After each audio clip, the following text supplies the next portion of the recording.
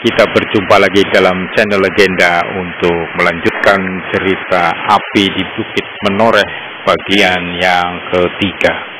Bagian yang kedua kemarin diceritakan Untoro dan Agung Sedayu dalam perjalanannya menuju desa Sangkal Putung dihadang oleh kelompok bekas pasukan Jipang yang dipimpin oleh Pandai Besi Sendang Gabus, dan 3 orang kawannya. Bagaimana kelanjutan kisahnya? Kita lanjut.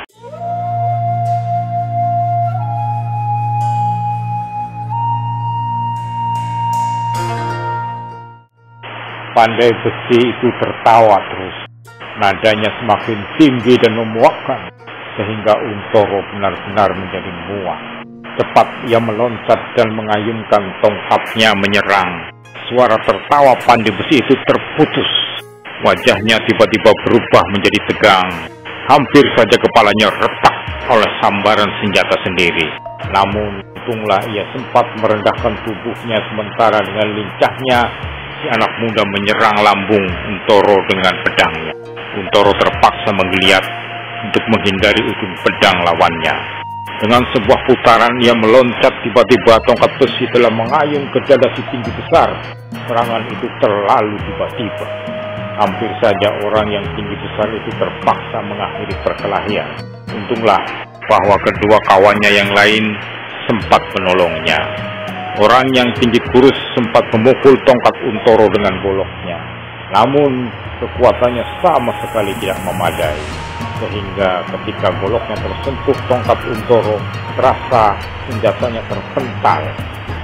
Tangannya terasa nyeri dan tiba-tiba ia melihat goloknya telah terbang terlempar beberapa jauh daripadanya.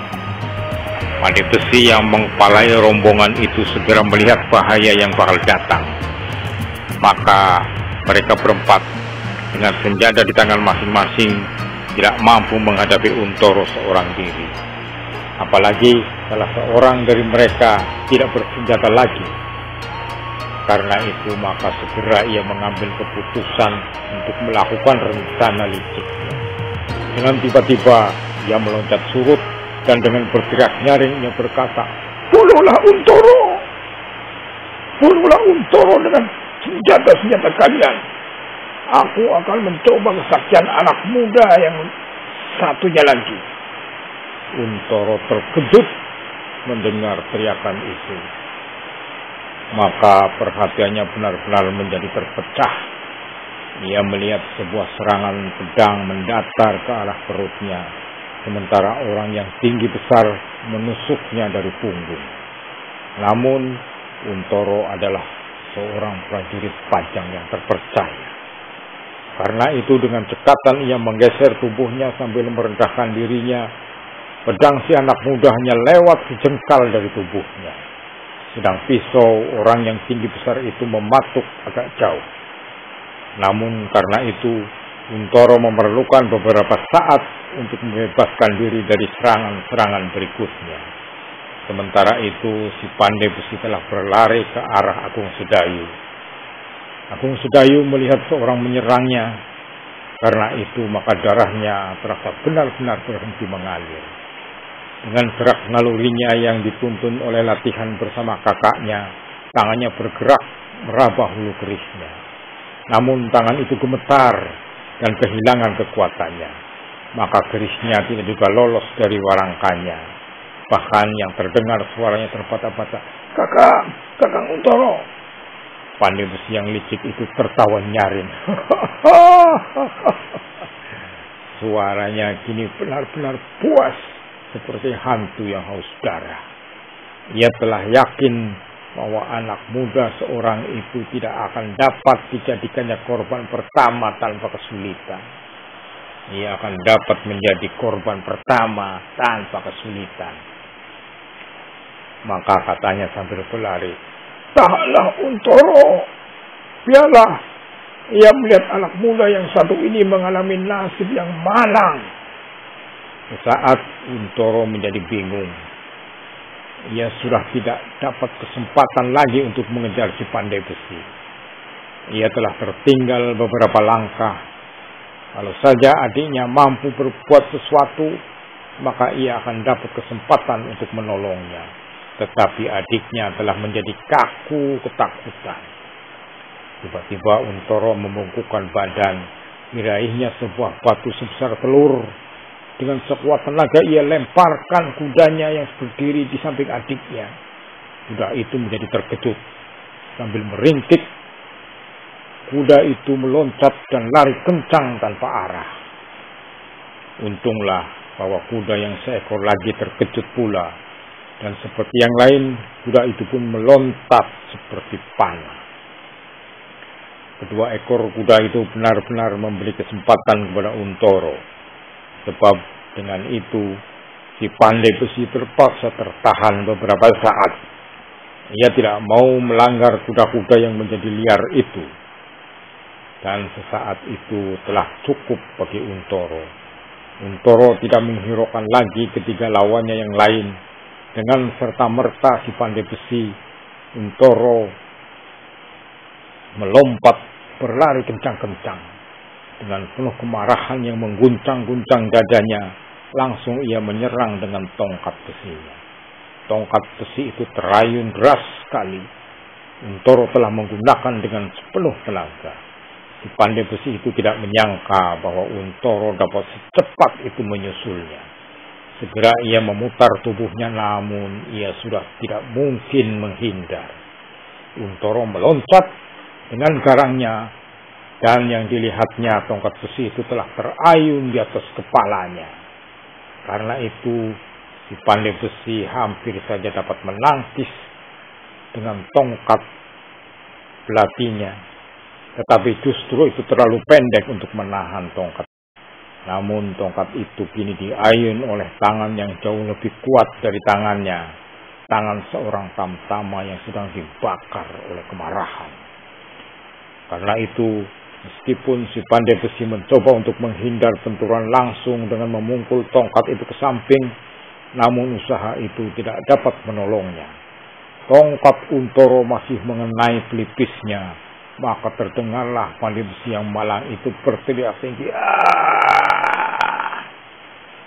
Kemudian ia terlempar, jatuh terguling. Sesaat kemudian nafasnya pun terputuslah.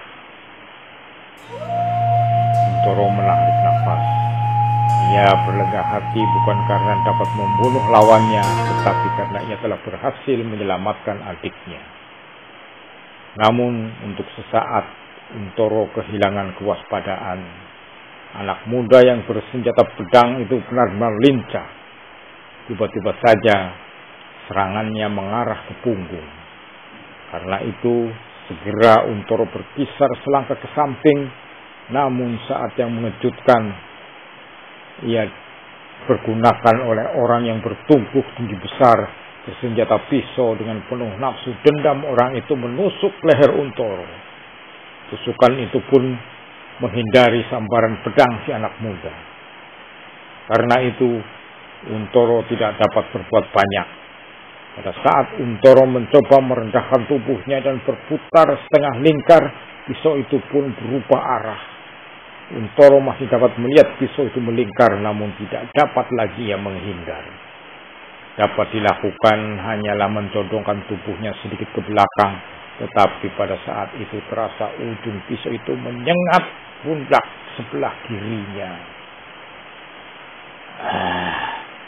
Terdengar Untoro menggeram. Kemarahannya kini telah benar-benar membakar seluruh darahnya. Dengan gigi gemeretak, Untoro memandang orang yang bertubuh tinggi besar itu untuk sesaat. Kemudian, seperti gelombang yang menghantam tebing, Untoro meloncat maju. Tongkat besi di tangannya berputar seperti baling-baling yang kemudian dengan dahsyatnya menyerang lawannya. Apalagi ketika terasa betapa pedih luka di pundaknya itu. Darah yang mengucur, segar, berwarna merah, semakin lama semakin deras. Karena itu, Untoro harus menyelesaikan pertempuran sebelum ia kehabisan darah, atau dirinya akan ditelan oleh maut bersama adiknya sekaligus. Orang yang tinggi besar itu terkejut melihat serangan Untoro yang membadai. Cepat ia melompat surut. Sudah tidak akan dapat lagi mempertahankan dirinya dengan pisau itu.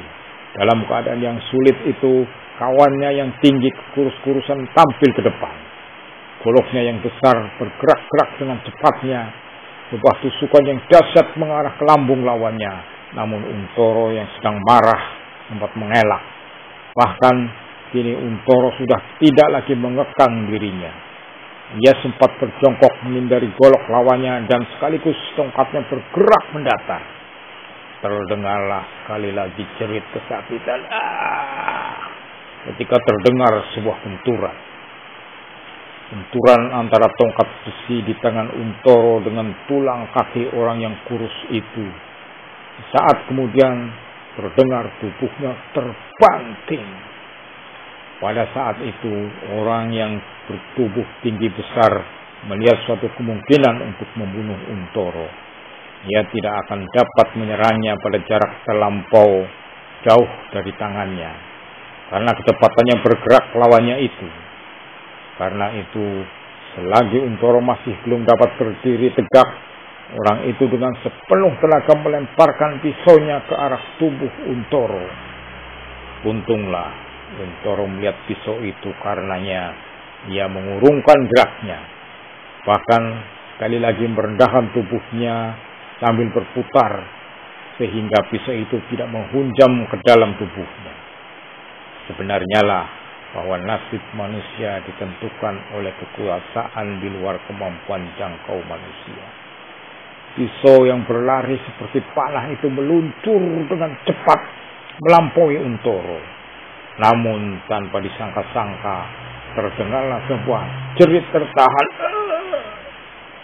Orang yang terbaring karena tulang kakinya retak itu tiba-tiba terguling sekali, kemudian mencoba mengangkat wajahnya dengan pandangan aneh. Tetapi sesaat kemudian kepalanya jatuh terkulai, mati. Sebuah pisau telah tertancap langsung menyayat jantungnya.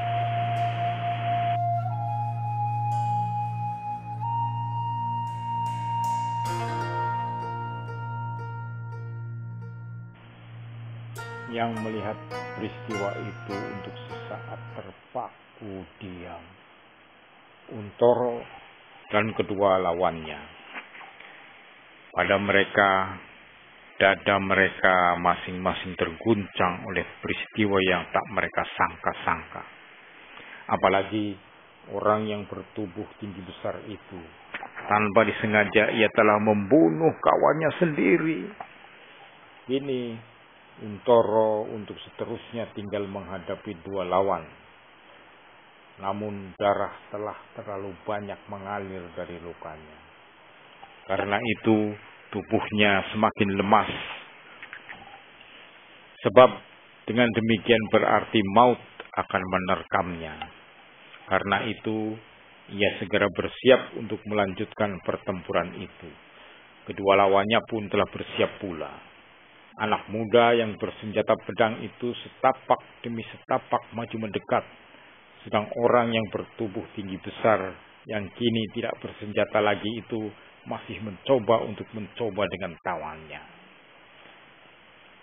Kedua lawan Untoro itu pun agaknya melihat kemungkinan yang dihadapinya. Mereka lamat-lamat melihat darah meleleh dari luka di pundak Untoro. Karena itu mereka asal saja dapat memperpanjang perlawanan mereka terhadap Untoro, pasti akan dapat mereka binasakan.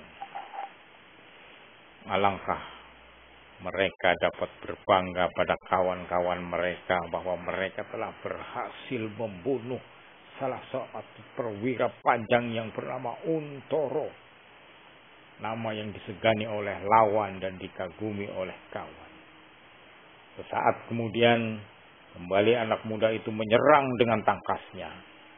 Kemampuannya memainkan pedang cukup menarik perhatian Untoro. Tetapi Untoro tidak dapat mempunyai waktu.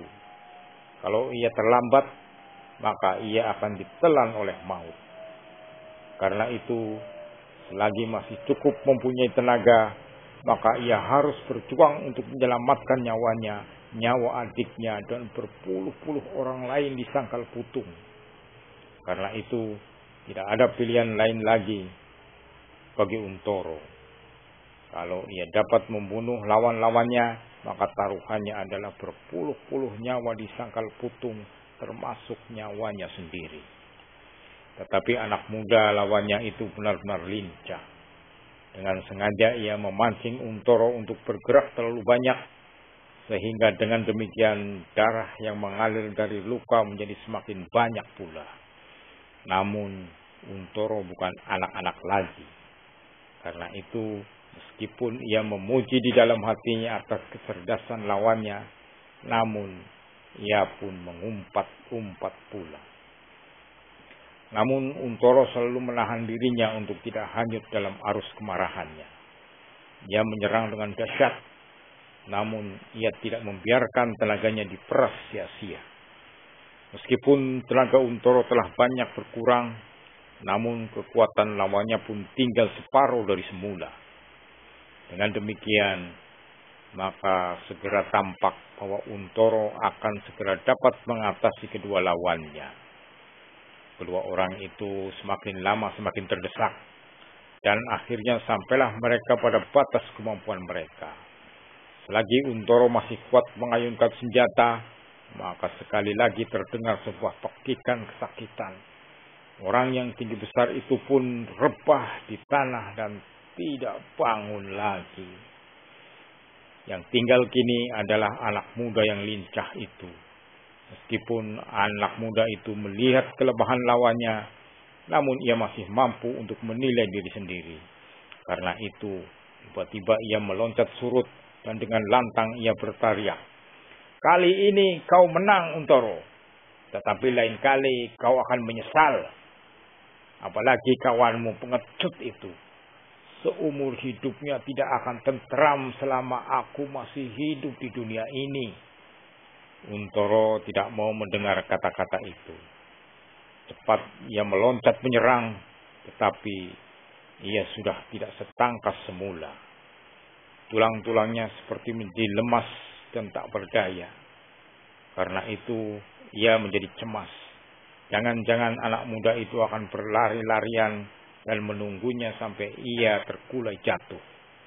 Dengan demikian, maka ia tak akan berdaya lagi menghadapi kemungkinan apapun. Tetapi tidaklah demikian. Anak muda itu bahkan tiba-tiba meloncat menjauh dan berlari meninggalkan tempat itu. Ia tidak dapat melihat lagi ketika Untoro terhuyung-huyung berjalan mendekati adiknya. Sedayu masih memegigil ketakutan. Tetapi ia melihat Untoro dengan susah payah datang kepadanya, karena ia pun segera berlari mendekat. Kakang, kenapa kau?" Terdengar suaranya gemetar. Nafas Untoro semakin lama semakin cepat. Badannya gemetar seperti orang kedinginan. Dengan matanya yang sayu dipandanginya wajah adiknya yang pucat. Dan sekali-sekali tangannya meraba luka pundaknya. Luka itu cukup dalam, namun sebenarnya tidak begitu berbahaya seandainya darahnya tidak terlalu banyak mengalir. "Tolong, balut lukaku," desis Untoro. Sedayu melihat luka yang menganga di pundak kiri kakaknya. Ia menjadi ngeri melihat luka itu, tetapi dipaksanya berdiri untuk membalut luka itu dengan sobekan kain kakaknya. "Sedayu," Untoro berdesis sambil menahan nyeri. "Darahku sudah terlalu banyak mengalir. Kau akan menolong aku berjalan?" "Tentu kakak," jawab adiknya. Namun matanya beredar mencari kuda keduanya.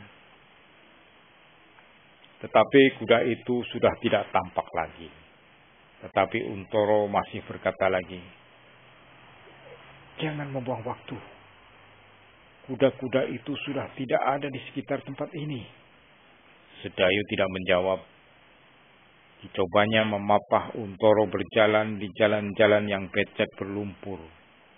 Sekali-sekali terdengar Untoro bergeram, bila saja karena perasaan sedih, tetapi perasaan pedih di tangannya selalu menyengat-nyengat.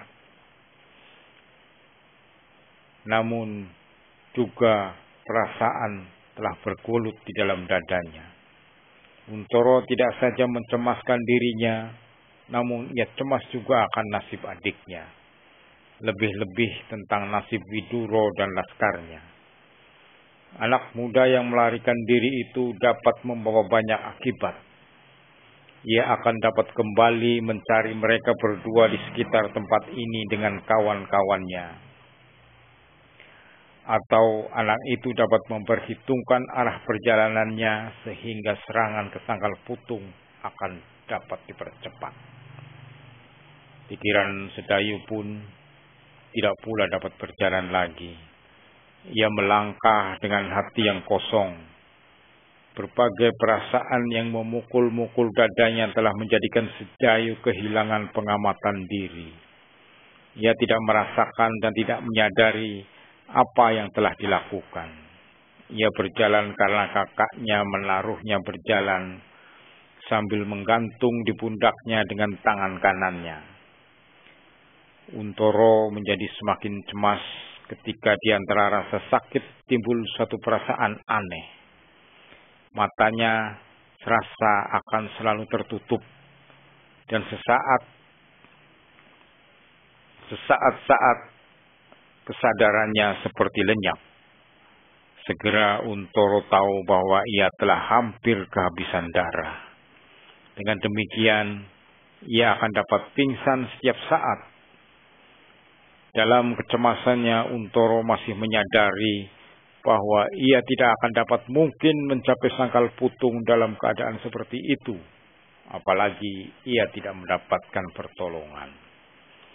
Sekali-sekali Untoro menarik nafas. Di sekitarnya terbentang hutan belukar meski tidak terlalu tebal. Namun tempat itu tidak akan ditemui rumah seseorang. Kalau saja aku dapat mencapai rumah Kitanu Metir, tiba-tiba ia berdesis. Adiknya terkejut mendengar suara kakaknya. Apa katamu? Ia bertanya. Rumah Kitanu Metir, jawabnya. Sedayu pernah pula pergi ke rumah Kitanu Metir bersama ayahnya dahulu di Dukuh Pakuwon. Tetapi rumah itu masih agak jauh. Dan tiba-tiba saja Sedayu menyadari keadaannya. Dengan penuh ketakutan ia memandang berkeliling. Belukar. Kalau saja tiba-tiba ada binatang buas yang muncul di hadapan mereka, maka celakalah mereka berdua. Sehingga dengan demikian Sedayu tidak teringat lagi kepada kata-kata kakaknya. Bahkan katanya dengan gemetar, jalan di hadapan kita sangat gelap. Bagaimana nasib kita kalau kita bertemu dengan harimau misalnya? Kakaknya menahan perasaannya. Katanya tanpa menghiraukan adiknya. Kita pergi ke tempat Kitanu Metir. Masih jauh, sahut adiknya. Kalau lukaku tidak diobati, jawab kakaknya, aku akan mati. Sedayu menjadi ngeri mendengar kata-kata kakaknya. Bagaimana kalau kakaknya benar-benar mati? Sampai di sini dulu Kisanak dan sobat semua. Cerita Api di Bukit Menoreh bagian yang ketiga. Bagaimana kelanjutan kakak beradik Agung Sedayu dan Untoro yang akan menuju ke Sangkal Putung. Kita ikuti nanti di episode yang keempat. Baik, terima kasih. Jangan lupa subscribe, like, dan share. Terima kasih.